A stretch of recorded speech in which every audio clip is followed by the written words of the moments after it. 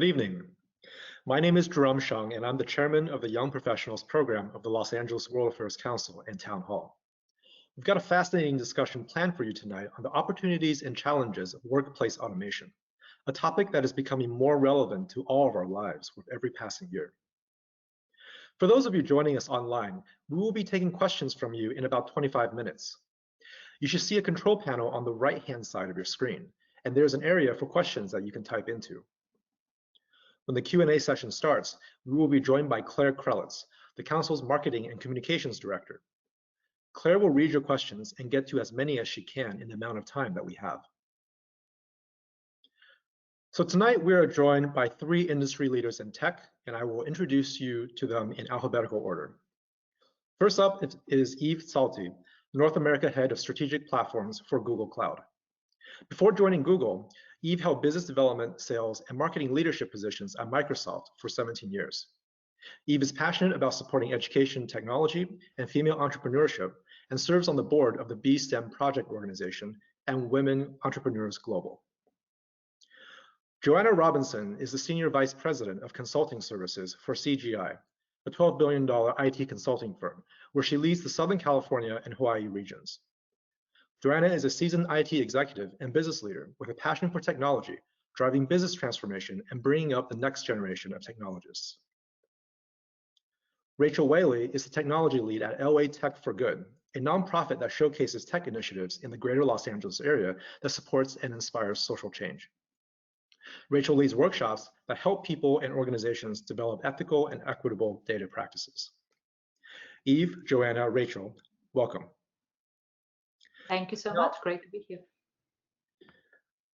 Now, the word automation. It's a word that inspires both hope and dread, often depending on who is saying it and who is hearing it.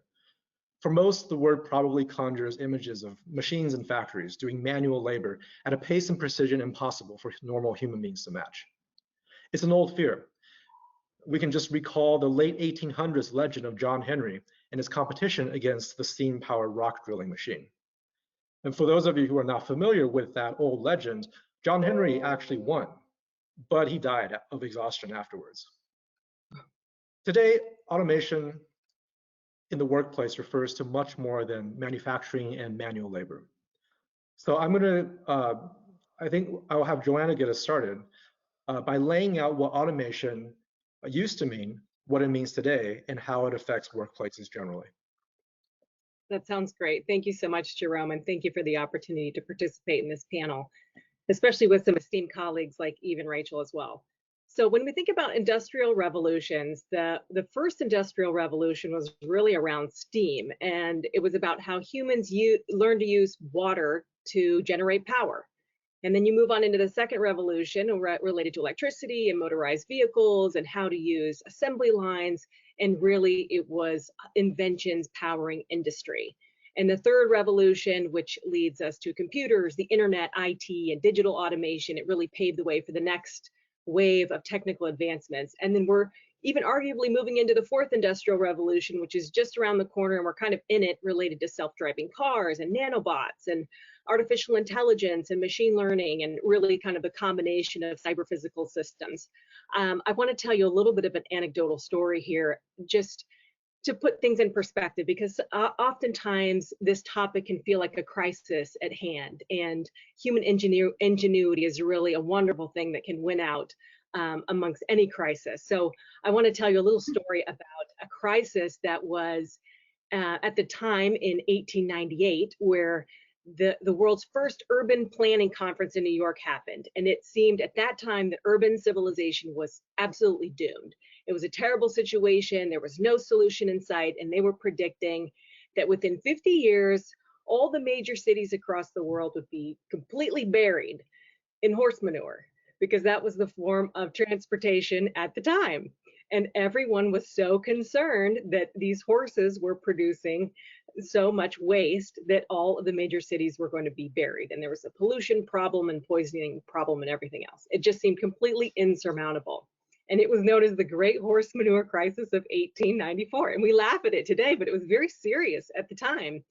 And it was at the beginning of the second industrial revolution. And as we know, automobiles were invented, and the motorized vehicle permanently changed transportation forever. And so crisis averted.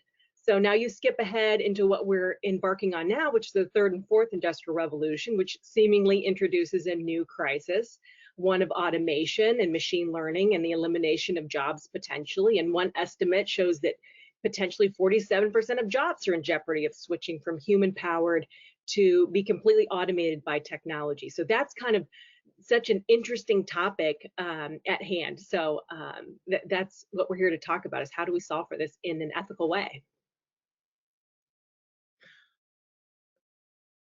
Thank you, Joanna.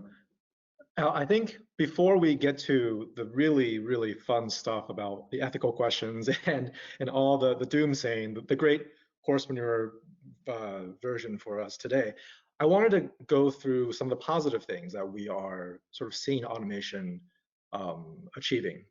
Now, I think this question will be for Eve. As I mentioned, the old automation looked like it was mechanical. It was largely manufacturing processes. What are we seeing today being automated, and how quickly is it being done? Mm-hmm.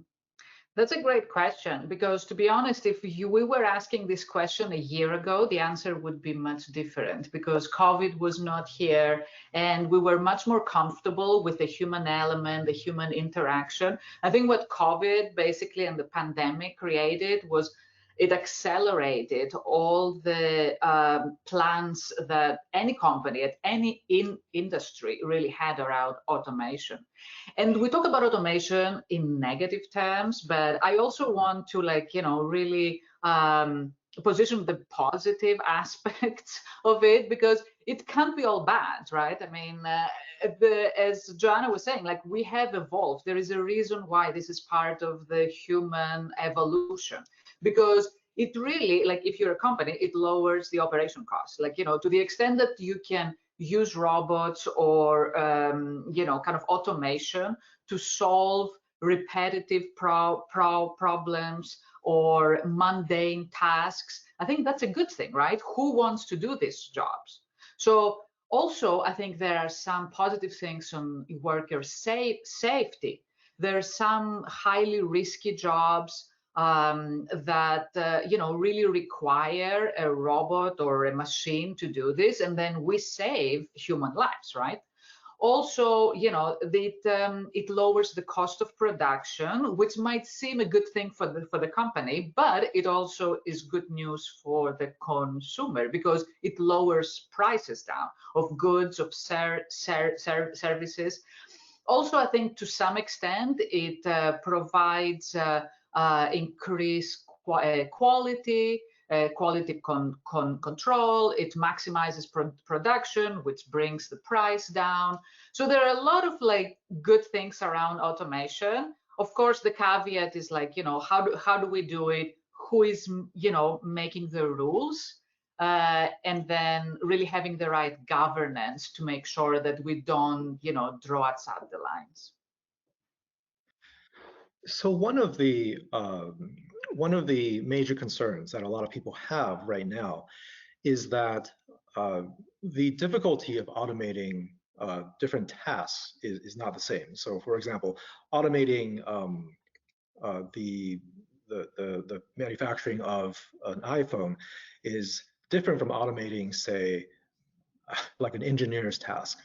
And so, so this question will be for Rachel. And so we see, so let's just put aside the fact that there may be government regulations coming down the line, but from a purely sort of equitable perspective, we're going to see automation take certain types of jobs before other types of jobs.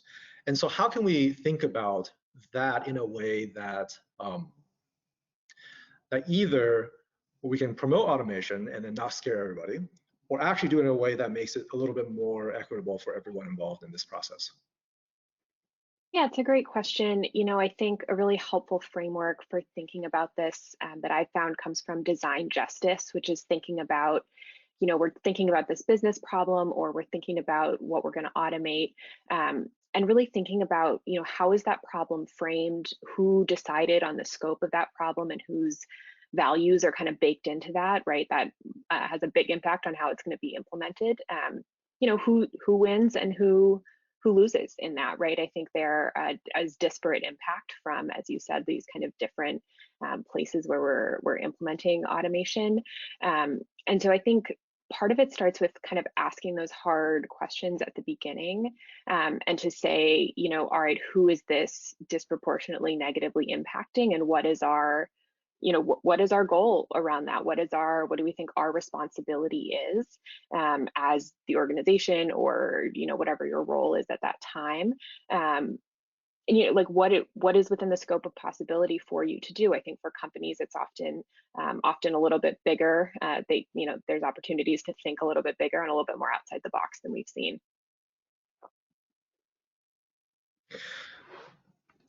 So one of the biggest fears, I think, that some people have, and I'm going to tie this to something more positive about automation right now, which is there's a fear that we're going to end up with people out of work with nothing to do. And at the same time, automation, some of the proponents of automation have been saying that this is actually going to be great because this will free humans up to do things that we actually want to do, as opposed to maybe working a 9-to-5 job. And so I'm going to go back to Eve and sort of pose the question of,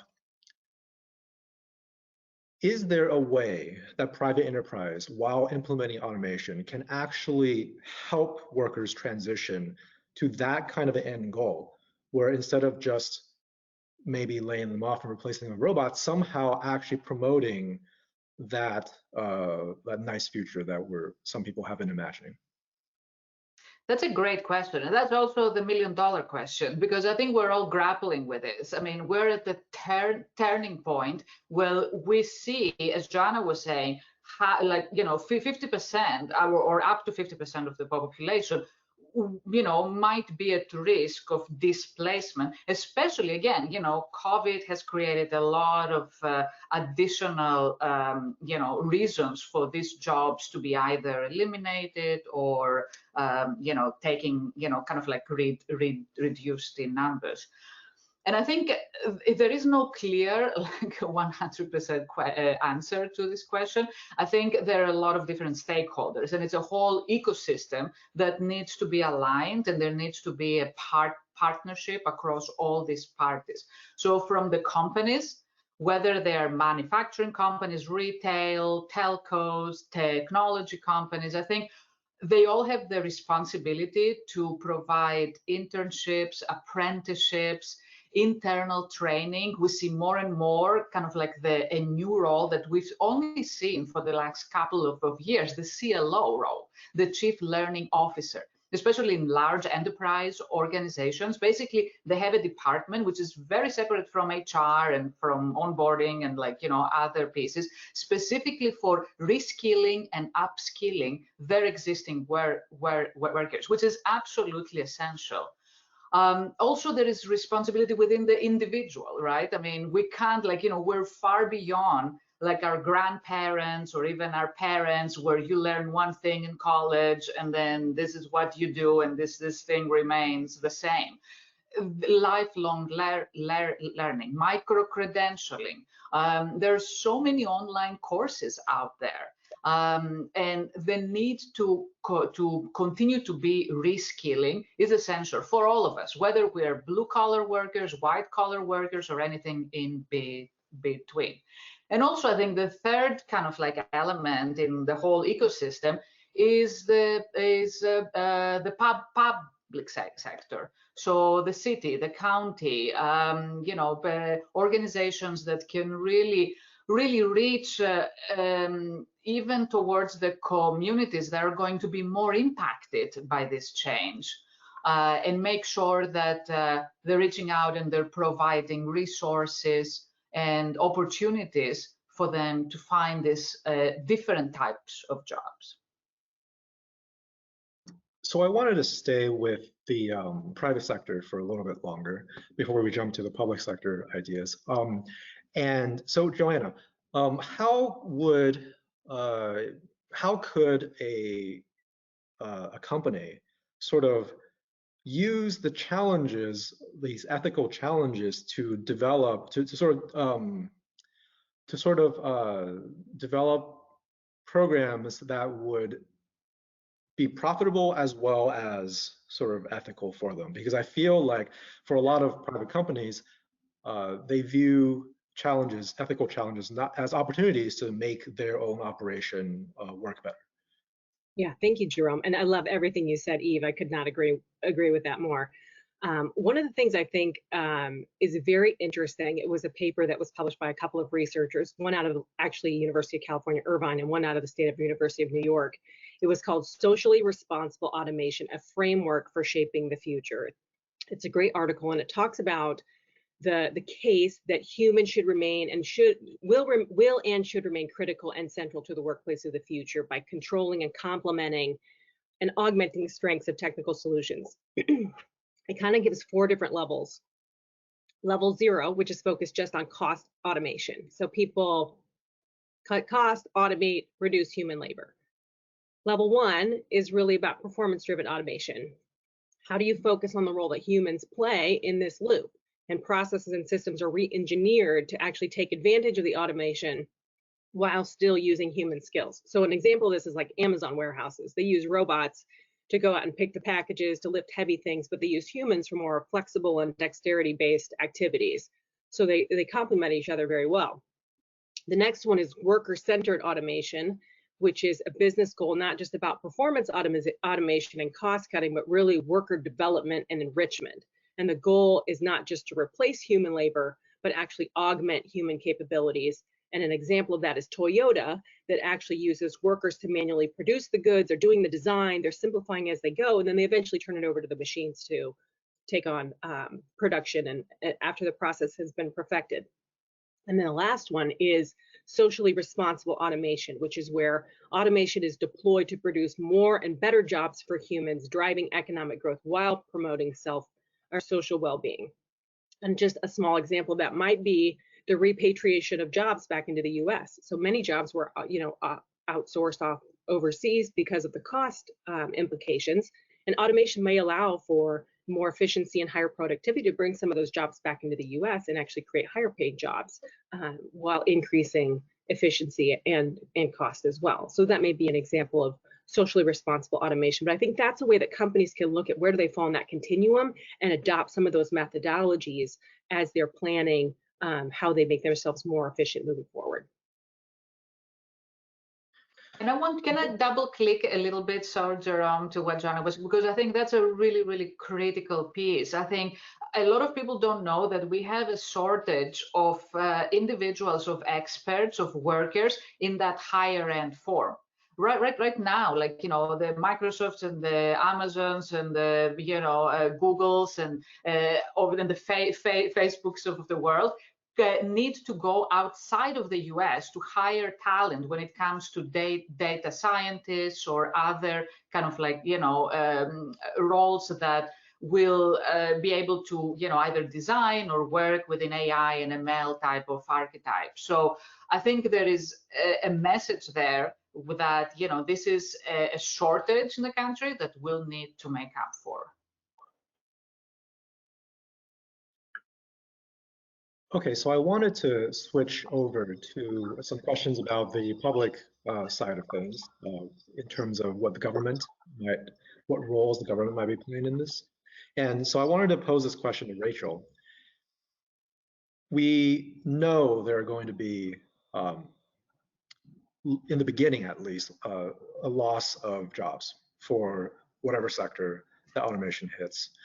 So whose responsibility is it to assist the employees that actually lose their jobs? And sort of zooming out a little bit, what should the government's role be when it comes to automation and regulating its effects on society? That is a huge question. I would say a couple of things.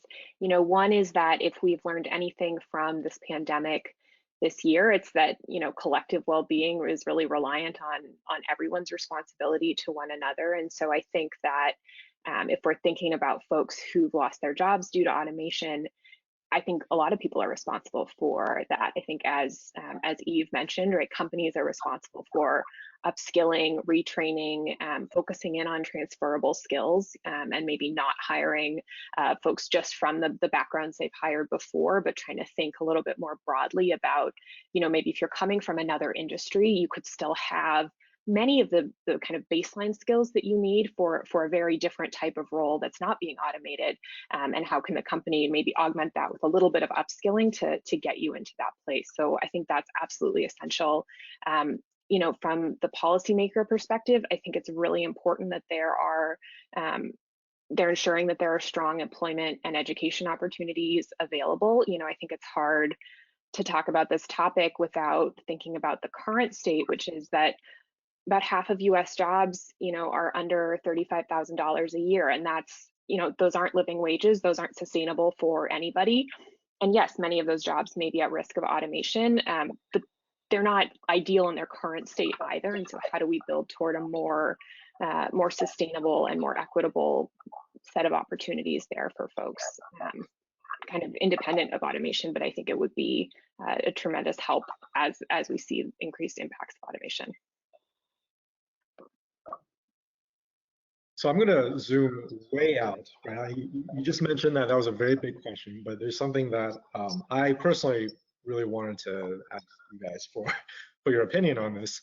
And it's this idea that some economists and some sort of automation watchers are warning that widespread automation might lead to something called a deflationary cycle or a deflationary spiral for the economy. And essentially, the idea is that as things get cheaper because of automation, workers are also going to have their wages driven down, and as they lose jobs.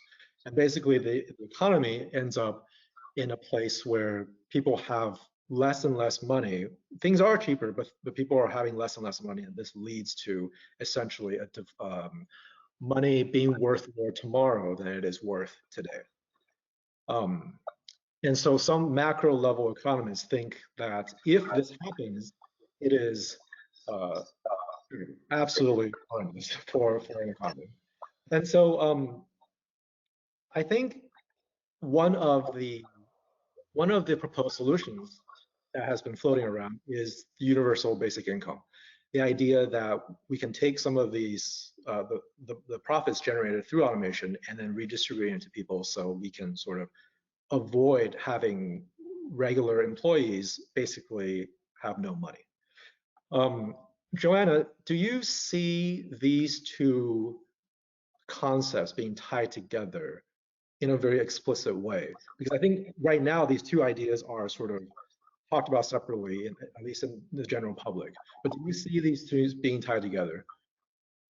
I absolutely do. And I know that this topic has been debated many, many times, and I'm certainly not an economist, but one thing I do believe in is just the power of the human mind and human ingenuity, and the personal accountability for doing something and being productive in society. I think that having a universal wage will solve a lot of problems, but I also think it may create problems in terms of people having that drive and determination to invent and innovate.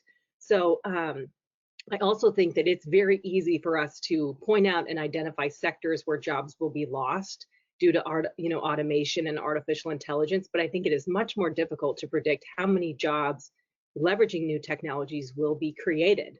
Like, 20 years ago, could you imagine someone being a YouTuber as a profession? I mean, a lot of people make a lot of money doing that. It's unbelievable. So I think that it is unknown the number of jobs that will be created based on just the human spirit. So clearly with lower skilled jobs, there's a higher risk of automation. And I do think that we have to be sensitive to that from a social aspect. And but just remember that humans are natural problem solvers, and curiosity creativity and innovation will always produce new ways of leveraging human capital. The key is just to make sure as a civilization that we continue to foster that curiosity and that creativity, in my opinion. So let me actually try to speak about that last point that you just made, which is that human curiosity and the human spirit will sort of push us through this. I think historically this has been the case. It seems like we have a lot of examples of this happening. And I wonder because, and maybe I'll pose this question to Eve, are we talking about a world in which this kind of curiosity has to be tied to a profit-driven motive, basically? Because I think one of the things that people have pointed out is that we can go do things that make us feel fulfilled, draw art that no one will buy, basically. And how will we be able to channel that spirit into things if we have these dual impulses? Like, we want to do things that fulfill us, but we also really need that profit-driven motive to make things actually stick. That's a great conundrum, really, and I think we're all grappling with it every day. I really, at the stem of it, I'm a firm believer, first of all, I'm biased towards 21st century learning skills. So what Joanna was saying and Rachel was alluding to as well, like the creativity, innovation, critical thinking. And I would put in computational thinking in that as well. Because I think as we evolve into that fourth, towards the tail end of the fourth industrial revolution, things like artificial intelligence and computer kind of science as a way of thinking will become more and more integrated into our everyday lives. So it will not be a vertical, it will be a horizontal. So anyway, that's my soapbox, but going back to your question, the 21st century skills, I think, are absolutely key. And to be honest, I don't see them as two parallel paths. This is what you do, like to innovate, and this is what you do to make money. I see a convergence of the two, and it starts early on in education. We can't talk about reskilling, upskilling, and really bringing kind of like, these workers at a higher level, both from a fulfillment standpoint, but also from a wage and salary standpoint, if we don't address the education issues. Look, so it starts early on, and I'm glad, because in my day job, I work a lot with the different USDs around the country, making sure that they integrate technology thoughtfully and creatively in how they teach. And I feel that, that's the genesis, that we can create that mindset that will translate into the workplace later on. So that was a fantastic answer for the last question I'm going to ask. A great segue into whether I'm going to pose this question to all three of you, and it's basically, what are your concrete advice for the young professionals that might be in the audience about how to, I don't want to say future-proof, because maybe there's no way to truly future-proof anything, but to remain agile and remain prepared for this automated future that we see? And I think I'll just have Rachel go first. Yeah, I think there's a lot of good kind of 21st century skills and kind of the skill of learning that Eve was talking about. So that's definitely one huge piece. The second part that I would say, though, Jerome, and this maybe is a bit off your question, but I think this question is a little bit bigger than yourself and your career. I think that these systems that involve artificial intelligence, that involve algorithms and machine learning, I think we've seen a lot of examples where that is leading to inequitable results in our world, unfortunately, with things how they are today. And so I think as a young professional kind of coming up in this environment, I think it's really important to learn about those systems and figure out where you can advocate to create more fair and equitable practices as it relates to that. And so, you know, that's not a direct answer about what you can do with your career, but I do think it's important from a broader purpose perspective and where you want your career to kind of land more broadly.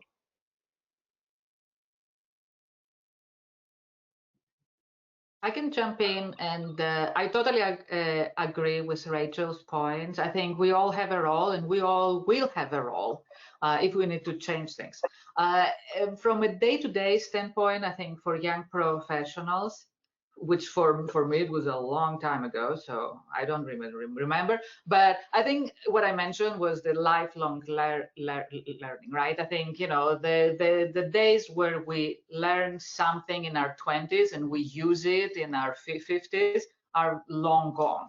So there are a bunch of online classes, there's on-the-job training. I think a lot of times we forget that, you know, we can take the next project or the next initiative. Also, I strongly believe in mentorships and sponsorships. And these are two different things. I think we all need to have a set of mentors, people that you can, like, you know, troubleshoot and get ideas from and best practices, and people who can sponsor you, who can introduce you to the right people, who will really push you towards the next step. And the next thing, I think, it's, you know, what we're all doing now, which is the networking groups, industry networking groups, interest-based networking groups. I think we can all learn from each other, from the experiences of each other. And I think that's definitely one way to semi-future-proof our career. And I'll just add on to that. I think those are wonderful answers. My advice: don't be afraid of change. It is inevitable. As technology evolves, so will the workforce and the needs within it.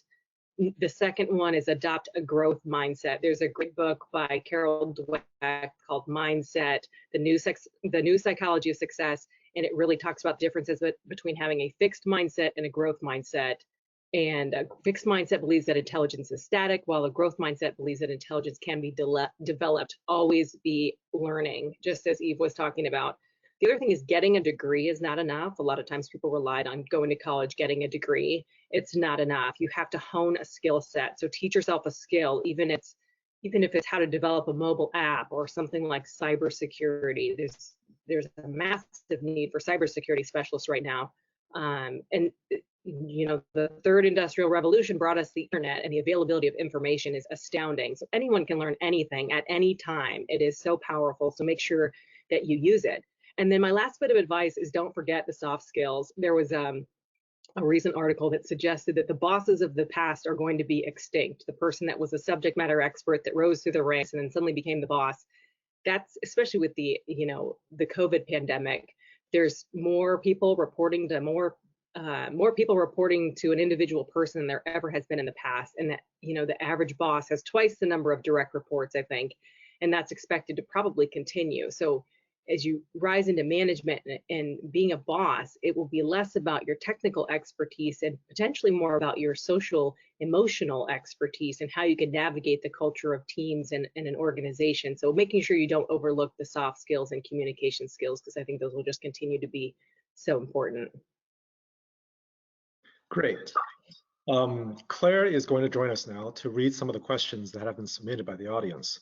If you have a question for our speakers, click on the questions section in your control panel to send those in. Claire, I'm going to turn it over to you. Great. Thank you so much, Jerome. And it's a pleasure to be here with all of you this evening. Perfect timing, me, myself joining as a fellow young professional. But actually, our first audience question is asking the same question, but says, what skills or training should people develop and seek now, and particularly people over 40? I would love to just jump in. I Yeah, think if you can, but 40 is young, so that's still kind of a young professional in my mind, so you can do a lot of things.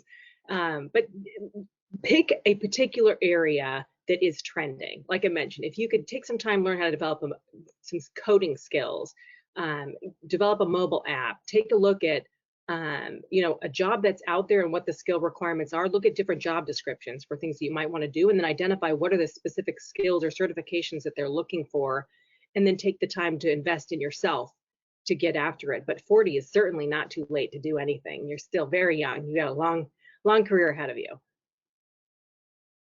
Absolutely, I would agree. And I think, I mean, there is a plethora of online courses. There is also a plethora of micro-credentialing. I think a lot of people think, I have to have this 4-year degree, and then I have to get an MBA or like a master's, and, you know, for some a PhD. I don't think that's the case anymore. I don't think an MBA will get people more money or a better role or a grander career. What I think will position people for success is this idea of micro-credentialing. So getting a certification as, you know, XYZ development stack kind of person, expert, or getting a certification in, you know, artificial intelligence development, or whatever. But I think it's kind of understanding what is your personal interest, because I think that plays a role to it, and then getting kind of like, you know, these really small bits that can add into the qualifications and the skill set for this role.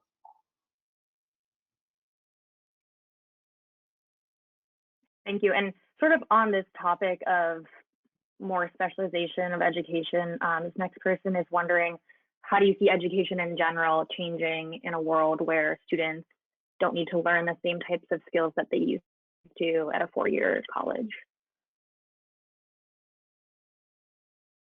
I think this was alluded to earlier, but I think there's a ton of learning opportunities in things like apprenticeships and internships and kind of these learning on the job.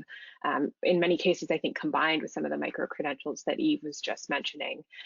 You know, the experiential learning component is so important, especially for these kind of newer and emerging industries where in many cases there isn't like a bachelor's degree program that is specifically designed around some of these new and emerging areas where there's such high demand right now, as Joanna mentioned. So, you know, I think the experiential piece is huge. I think we're seeing a lot of programs around that continuing to grow right now. And so I think that's what I would encourage.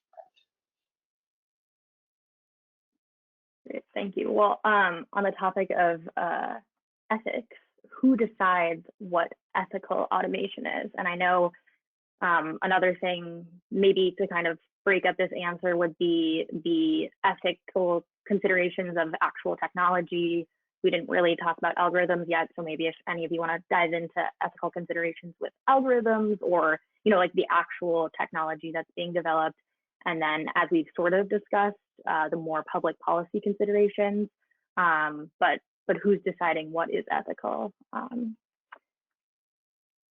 I'll just jump a little bit, and then I know both Eve and Rachel probably have a lot to say about this topic. But I think that companies certainly have a responsibility to evaluate the ethical impact of the automations that they may execute. So just giving you an example, if you have an underserved community and there's a bank or another service that's being provided to that community, and you run the algorithms, you run the data analysis, and it says, wow, you should really shut this down. You could save yourself $2 million. The ethical impact of that to potentially in a community, maybe they don't have access to the internet in some of the households. You're really doing a disservice to a community and potentially eliminating jobs in that community that desperately needs them. I think that companies are beholden to put that lens over the top of their decisions to make sure that we're not just creating a vacuum in certain communities and it having an overly detrimental societal effect. I totally agree with that. And I would add also that I'm less inclined to talk about ethics. I'm not an ethics expert, but from an AI and automation kind of standpoint, I believe in responsible AI. And responsibility falls on the company side, definitely in how these algorithms are developed. Are they fair? Are they interoperable? Is privacy part of this schema? Are they secure? So all of these questions need to be evaluated. There need to be a governance model within the organization. It needs to be also a governing body across organizations, across private and public sector. So it's a fairly vibrant and complicated ecosystem that constantly needs to be evaluated. And I think we all remember, if it doesn't work, it can be really detrimental. We all remember, I won't mention the vendor, but there was an automation on resume screenings, and that there was a bug, and they were excluding women from these jobs, and it's like, a massive, really employer with 100,000 employees. So I think it's the responsibility across the board, and the more we're all part of this evaluation, the more we can make sure that it's fair and it's secure across the board. Absolutely agree, Eve, with your point about getting some kind of standards and norms and regulation kind of across organizations. I think that's essential, and I think it kind of puts everybody on a more level playing field as it relates to these topics. Claire, to the other piece of the question, I think a huge piece of the ethics with a lot of these types of cases is the kind of informed consent piece and the option for people to opt in or opt out of certain types of automation or these technologies. So one that comes to mind is anything involving facial recognition technology. I think that's a really hot topic right now. If anyone has seen the documentary Coded Bias, I highly recommend that you check that out. There's a lot going on with how that is used, accuracy and disparities across identity groups, right? So I think the ability for people to opt in or opt out, or to advocate and fight for that right to opt in and opt out, I think is really, really important. And that could be another place where some of that regulation comes in, where that's actually becomes a norm or a requirement kind of across the board for these types of systems. Thank you all for those answers. I know that's a big question, as a lot of these are. So Eve, I think this next one is for you. Is Google working with the Biden administration to decrease the digital divide and encourage the expansion and reinforcement of a USA power grid?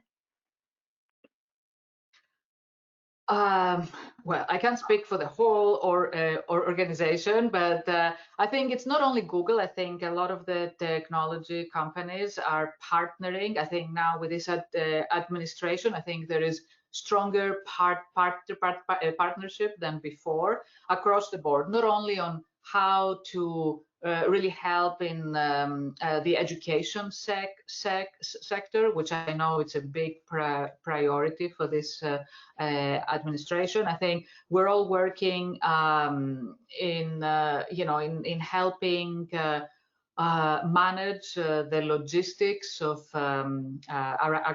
across the management of the pandemic when it comes to vaccines, to appointment scheduling, to distribution.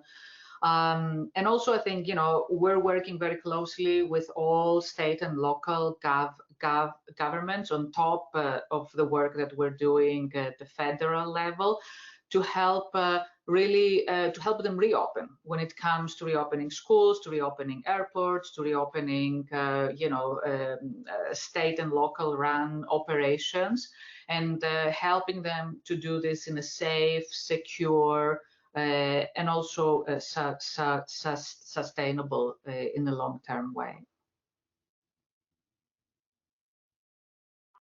Great, thank you. So I'm going to combine a few questions here about specific jobs that are going to be automated. So we all know that we're on the brink of self-driving cars. We've all seen the monitors in fast food restaurants and in our grocery stores now. So there's certain jobs that we can see are being currently automated, but we've got a few people that are wondering what's next.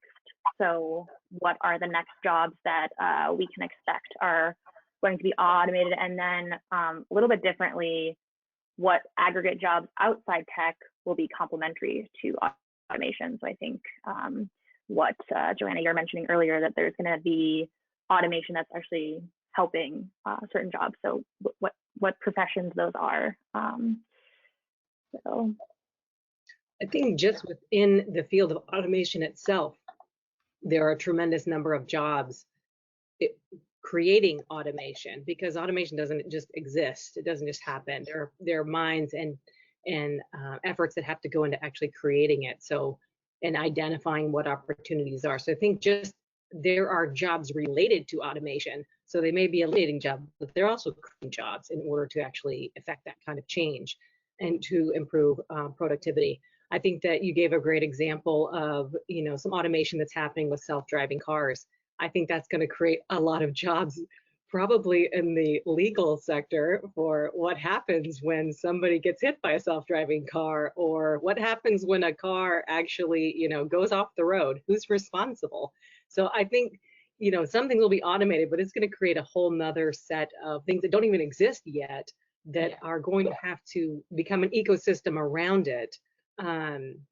Just like, the Uber example, Uber example as one of them, who knew that this gig economy could be so huge for people that could leverage their own assets to actually create a job for themselves. I think we'll continue to see more of that, where, economies will be created that never existed before, in order to again use that human ingenuity. Also, I would add to that I think we need to look at the population all up. And the fact is that we are growing older and older. So I think by definition, any position or any job in the healthcare industry will be a safe bet, I would argue. And these are jobs that you cannot automate to some extent, but there is so much critical thinking that goes into it, and communication skills and crisis management skills that I don't think they're going to be eliminated, and I think we're going to need more and more of them. Also, I think jobs, again, my personal point of view, that it's very hard to automate, is anything around marketing, communications, anything creative, you can't get a robot to do. You can get a robot to reproduce it, but the initial kind of creation and innovative thinking will need people to do this. And also on the technology side, we need more of you. I can't, underscore this enough. We don't have enough data scientists. And also the last thing that I would say is we see the proliferation of social media and how pervasive they can be.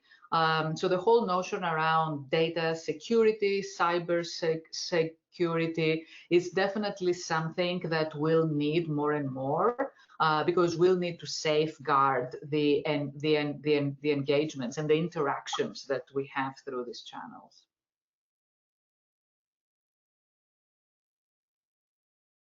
Yeah, great. Okay, so the next question is, gets at the sort of negative rep, so to speak, that sometimes automation, big tech, data, all this stuff has. So what do you guys say to people who are critical or skeptical of the fourth technological revolution? I don't know. It's a good question. Rachel, Joanna, Eve, who wants to give your best?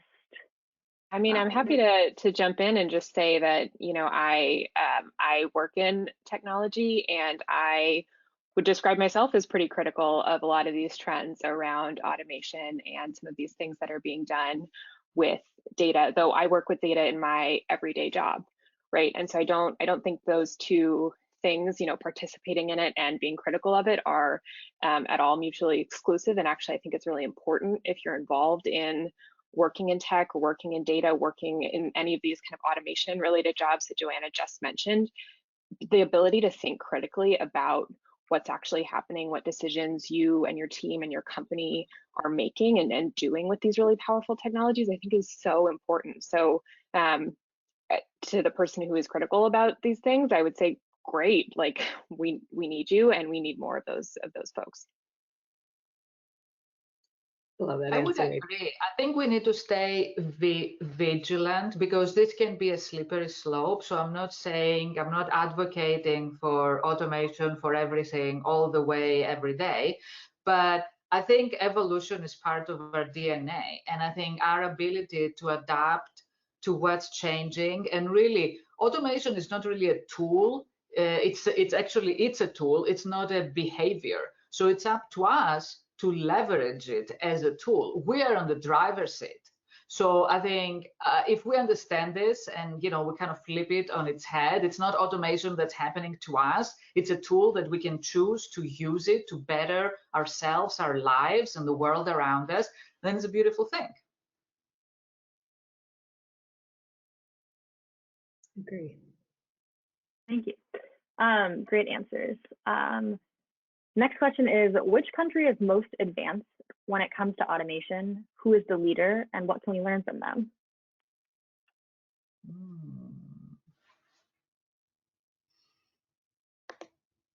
I mean, I think there's a lot of advancements happening across a lot of countries. The U.S. certainly has made big strides, but China certainly has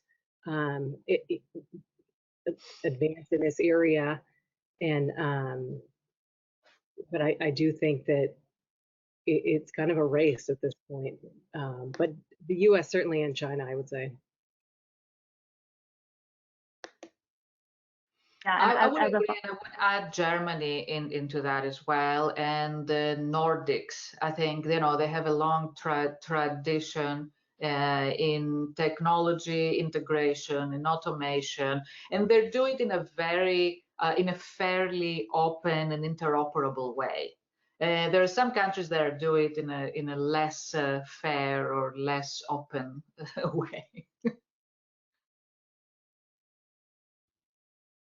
Yeah, you kind of actually hit a follow-up question that we have from another attendee, which was, do you see ethical issues being viewed similarly around the globe, or how might any differences affect the competitiveness of big players? So I don't know if any of you want to put on your international policy hats. I'm certainly not an expert on that topic, but I would surmise that it is viewed quite differently from country to country based on the advantages or disadvantages for that country and how they view their population. If they view automation as being a negative in terms of bringing up the living conditions for their population, I'm sure that's a major factor as you move from country to country. Also, I totally agree. And also, I think there needs to be a balance between IP creation and automation. And some countries are fairly well balanced when you look at, some Western European countries, the US for sure.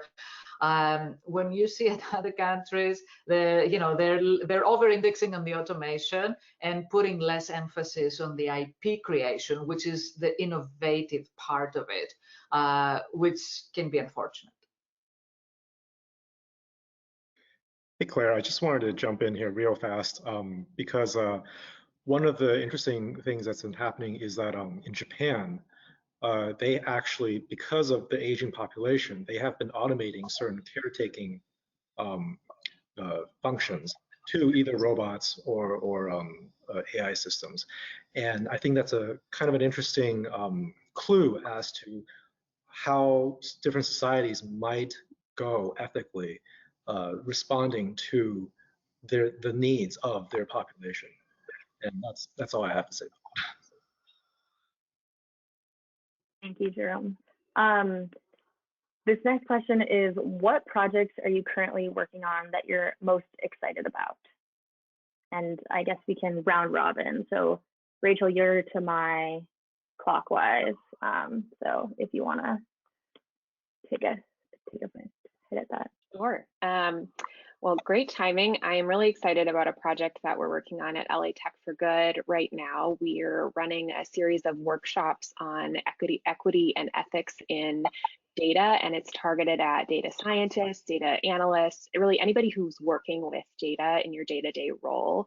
And we dive into all of these kind of concepts. We dive into data feminism, we dive into ethics, we dive into AI and algorithms and accountability, transparency, all of these structures. And so we've got another cohort coming up if anybody's interested at LA Tech for Good. But that's been a really impactful project for us. Great. Can we go now? Or Eve? Okay. Go ahead, Joanna. Yeah. A couple things that are, very exciting. We do a lot in the automation space today, but just to throw out a few of them, like we're deploying bot farms as an example. So like deploying 25, 50 bots inside of an organization to allow them to see how certain activities or tasks could be automated in order to improve the productivity of typically, the employees, not having to do manual tasks over and over. So the deployment of bot farms. Chat bots are another thing that's, we're seeing everywhere, both inside our organization and all over the place. When you can have a little pop-up screen, ask it a question, and it'll, through artificial intelligence, respond back with an answer or even perform a task for you. And I know Eve will probably mention this too, but just the nature of cloud computing and not having to go and rack and stack a data center somewhere, but actually click a mouse a few times and create a virtual environment that you can spin workloads in the cloud. So those are just a couple of examples. Yeah, I mean, I think that's what I'm saying, that all of this will be part, if not now, I mean, they'll definitely be part of our everyday life. Like things, a couple of projects, automating the customer care the contact centers. So contact center AI. We've all been, waiting on the phone, waiting for someone on the other side who is overworked, who is scrambling to get the information. We can get information to the consumers faster, easier, in a more personalized and direct way. And this is all through automation. All the ability to weave through millions and millions of documents that have, really applications across all industries. Also, I think there are some really interesting things that we're doing around, leveraging vision APIs, with facial recognition, how to further personalize experiences across education, across the retail side, travel. I think more and more, we'll see personalization becoming a key piece of the experience, whether you are a student, a consumer, a worker, a professional.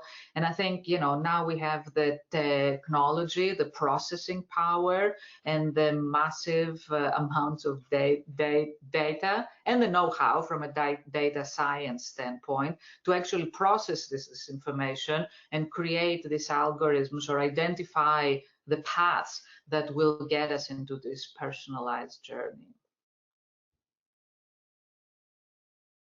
Great. Well, thank you so much for sharing those projects. It's, I think, a perfect way to wrap up the question section.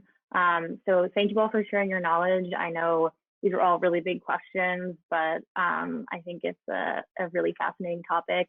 And I'll just quickly mention, Rachel, I know you shouted out that LA Tech for Good is hosting a screening of coded bias next week. And so we will submit a link in the chat in case you're interested in registering for that screening and a post-screening discussion. But otherwise, Jerome, I'll turn it back over to you. Thank you. Thank you, Claire. Please join me in thanking our speakers tonight for sharing their insights with us. There's a lot to think about here, and even more to do as automation becomes an ever more prominent part of all of our lives, really. Finally, I'd like to thank each and every audience member for joining us and supporting the World Affairs Council and Town Hall. You can visit our website to see future events, learn about Join the Young Professionals, as well as support our organization at lawacth.org. The Council needs your support to continue offering programs like these, so please consider becoming a member or donating. As always, stay safe, stay informed, and have a good rest of your night. Thank you.